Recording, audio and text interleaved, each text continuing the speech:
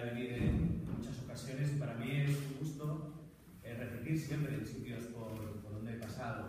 Yo creo que esa es buena señal por ambas partes.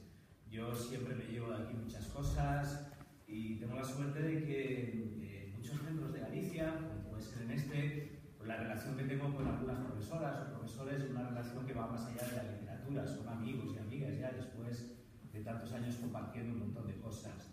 O bien en el centro, en jornadas de bibliotecas escolares o en cualquier otro espacio que tenga que ver con la literatura. Yo no me voy a extender mucho en presentaciones. Hay un invento que se llama Google, que está muy bien. Si alguien quiere investigar, indagar, qué hago, qué cosas hice, qué cosas o qué proyectos tengo en mente, pues seguro que os encontráis por ahí. Suelo llevar conmigo una breve presentación en este portarretratos. Lo normal es que en un portarretratos haya una foto, ¿no? Un retrato. Pero ¿para qué voy a tener una foto si ya me veis en directo? Sería absurdo. Además, yo creo que gano un poquito más, no demasiado, al natural que las fotos. Soy de los que siempre salgo mal, con los ojos rojos, y no me gusta el tema de las fotografías, aunque me dejo fotografía. Las palabras sirven para definirnos, para hablar de nosotros, y qué mejor manera para alguien que se dedica a trabajar con las palabras que presentarse con las palabras. Esta es una reseña, un retrato un poco inusual. Decía Gracia que a mí me gusta romper un poco las normas. A veces me piden desde algún periódico, desde alguna editorial, una reseña, una biografía, y a mí me parece un poco rollo esto de mandar el currículum y los libros que uno publicó y las cosas que hizo o que no hizo en su vida, y les mando a veces esta reseña en clave de humor, que en realidad es casi una caricatura. Y a veces se enfadan y me dicen, hombre, un poco más serio, ¿no? ¿Cómo vamos a poner esto? Bueno, pues os presento mi caricatura de mí mismo, que dice así: Raúl Vacas nació de forma casual en Salamanca el día de su cumpleaños, allá por 1971. Pero nadie hasta hace poco supo que era él. Comenzó a escribir siendo un embrión en la placenta de su madre. Ya en la incubadora emborronaba gasas y pañales con odas a Virgilio y recitaba de memoria a los anónimos. Años después realizó un máster en gerontología y tomó parte de una generación de poetas mayores. La obra de Raúl es tan dilatada que ha sido traducida al bable, al castúo y al esperanto. Raúl es carnívoro, ludópata, palíndromo, licántropo y agnóstico, y en la actualidad está recluido en una perrera municipal, y todo por ladrar a una muchacha. Bueno, pues me encanta transgredir un poco las normas, que luego colocan en el epitafio para que sea recordado con palabras que vayan más allá de tu familia no te olvida o tus amigos no te olvidan, que es lo típico. A mí me sorprendió mucho acompañar a un poeta en vida a su pueblo, a las fiestas de su pueblo, que era el pregonero, y en un momento determinado me dijo: quiero que vengas conmigo al cementerio. Yo me fui con él al cementerio y fue a enseñarme su nicho y a enseñarme la frase del poema que había dejado ahí con el que quería ser recordado, su epitafio. Claro, imaginaron la situación, yo con el poeta en vida, viendo su nicho, leyendo el epitafio. Para mí resultó emocionante descubrir aquel breve texto: nací y he muerto, dos oficios en uno que dejo hechos. Ahora silencio y polvo piden mis huesos. Bueno, alguien que se preocupó por dejar un mensaje en un lugar como es un cementerio al que le tenemos miedo. A mí me encanta pasear por los cementerios, porque me encanta enfrentarme a la muerte. Lo hago a diario cada vez que escribo con relación a la muerte. Pero es de esos temas que apartamos, que no nos preocupamos, que no buscamos palabras para el consuelo cuando necesitamos consolar a algún amigo, a alguna amiga. Bueno, pues la poesía quizá nos ayuda a eso, a hacer nuestras las palabras de otros, o buscar nuestras propias palabras para hablar de algo tan importante como la muerte. Si nos conformamos con la muerte que nos ofrecen en los medios de comunicación, nos vamos a quedar ahí en un marco terrible, porque se nos presenta muy vinculada al morbo, muy vinculada a muchas otras cosas. La muerte uno la puede percibir de otra manera a través de la literatura, porque la literatura está llena de textos que nos hablan de la muerte. Con relación al amor, fijaros, si nos fiamos de programas del tipo hombres, mujeres y viceversa, sálvame, pues la verdad que las expectativas personales con relación al amor van a quedar muy ahí en la superficie. El amor hay que descubrirlo de la mano de los poetas. Lope de Vega era un tipo experto en el amor, pero también Pablo Neruda, el propio Miguel Hernández y yo también he escrito muchos poemas relacionados con el amor que quizá os puedan servir para pensar en ellos o incluso para regalarlos, aquí consideréis. Anda que no he regalado yo poemas a Mario Benedetti, anda que no he ligado yo hace años sabiendo de memoria muchos poemas.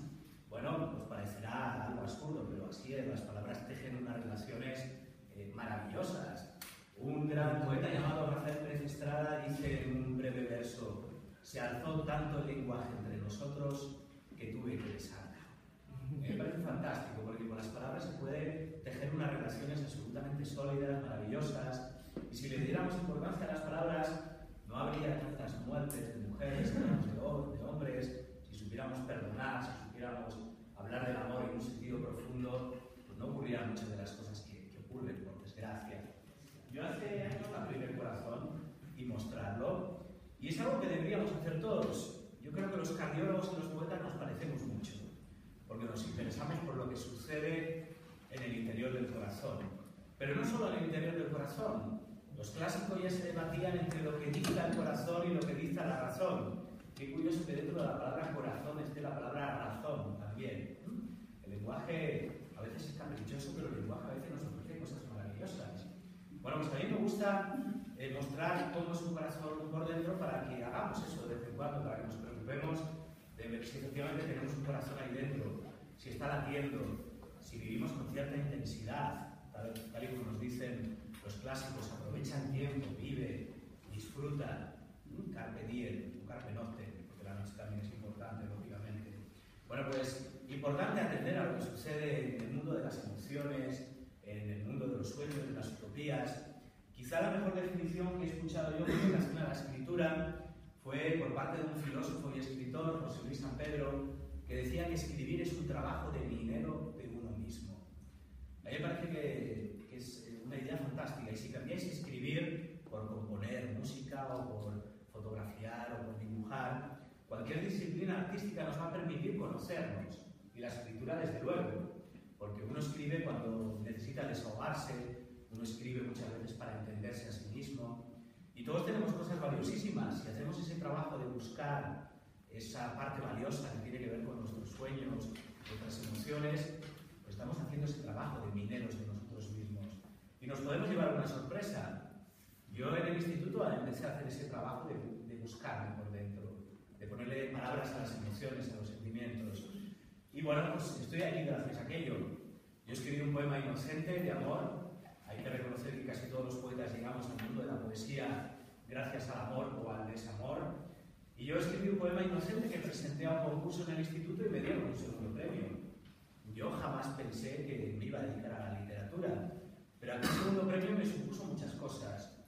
Primero, por un lado, el reconocimiento de los profesores que valoraron aquel poema. Yo nunca fui un buen estudiante y, claro, me suspendía muchas veces, incluso en la asignatura de lengua y literatura. Pero en aquella ocasión no estaban midiendo los conocimientos que yo tenía acerca de la materia.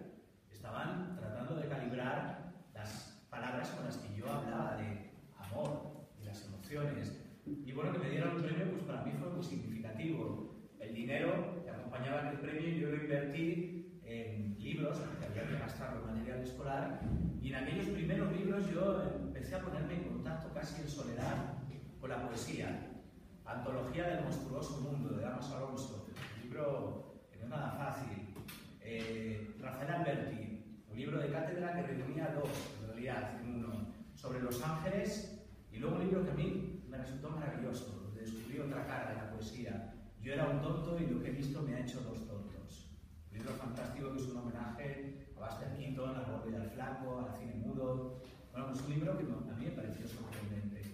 Pero leí a Miguel Celaya también, y leí a... ¿quién me falta? Me falta también otro poeta, a Blas de Otero, otro poeta social también, duro. No eran libros fáciles para iniciarse en esto de la poesía, pero bueno, yo supe ser paciente, subrayaba cosas, si no entendía nada ponía una interrogación. Con el tiempo he ido resolviendo muchas de esas interrogaciones, las he ido borrando, las tenía escritas a lápiz, porque he ido entendiendo el alcance de aquellas palabras. Bueno, pues todo empezó con un poema inocente, un poema que se llamaba Pienso en ti. Fijaros qué explícito, era un poema de amor, estaba pensando en una chica que me gustaba del instituto, Yo no me conformaba con decirle, como se conforma mucha gente, me molas tronca, o qué hacemos hoy, cari, churri, sino que buscaba en las palabras la forma de tejer algo diferente. Yo no conseguí nada con aquella chica, pero tampoco me importó. Sí logré algo muy importante. Ese poema yo quería hacérselo llegar a ella, pero yo no me atrevía. Yo no era valiente. Era valiente con las palabras, pero luego en el cara a cara me costaba. Se lo entregó a mi compañero, que era músico y era un tipo más acostumbrado al directo y a exponerse en público. ¿Y qué ocurrió?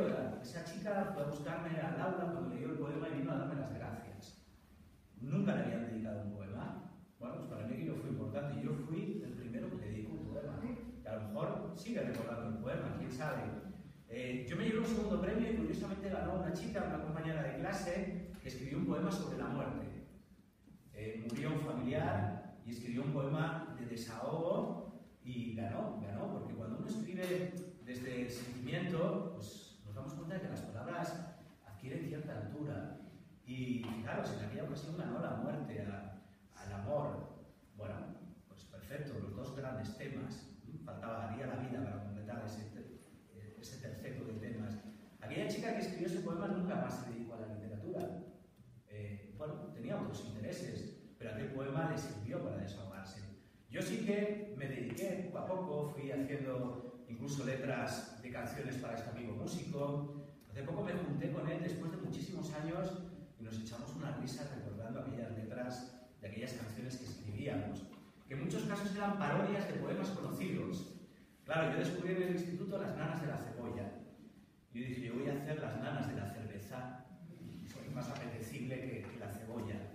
¿Y qué hacía? Pues copiaba. Cada una de las caras puse un haiku y aparentemente aquí hay 4 haikus, 4 poemas, pero si vamos girando cada una de las caras, pues obtenemos diferentes combinaciones.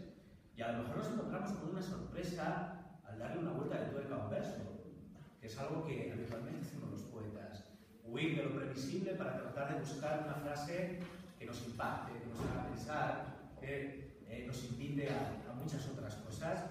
Fijaros, os leo 2 haikus para que veáis cómo pueden cambiar si los mezclamos entre sí. El haiku sabéis que tiene que contener algo relativo a los sentidos, una mirada, algo que hemos visto que nos ha sorprendido, pero algo también sobre lo que queremos de alguna manera reflexionar. Este haiku tiene que ver con alguien que se acerca a una ventana porque ha escuchado un ruido fuera y se interesa, siente curiosidad. Tras la ventana, unos ojos que miran, ruido de cohetes. Aquí no sabemos si es un niño, si es una niña, si es un adulto, si es un abuelo, si es una abuela que mira. Esto está muy bien porque el poema nos permite cierta libertad a la hora de interpretar. Con un problema de matemáticas no pasa lo mismo. Todos tenemos que poner el mismo resultado. Incluso podemos pensar, ¿esta escena tiene que ver con el día o tiene que ver con la noche? ¿Qué pensáis? Tras la ventana, unos ojos que miran, ruido de cohetes. Puede ser la noche y puede ser fuegos artificiales, pero ¿por qué no? Puede ser el día. En los pueblos, en algunas ciudades, cuando comienzan las fiestas, se lanza un cohete que es como el que abre las fiestas. En San Fermín es el chupinazo que lanzan desde la Plaza Mayor. Bueno, pues puede ser de día, puede ser de noche. Lo bueno de un poema es eso, que nos permite movernos en un terreno donde podemos interpretar. Y las interpretaciones son fantásticas. A mí a veces alguien me dice con miedo, ¿este poema quiere decir esto?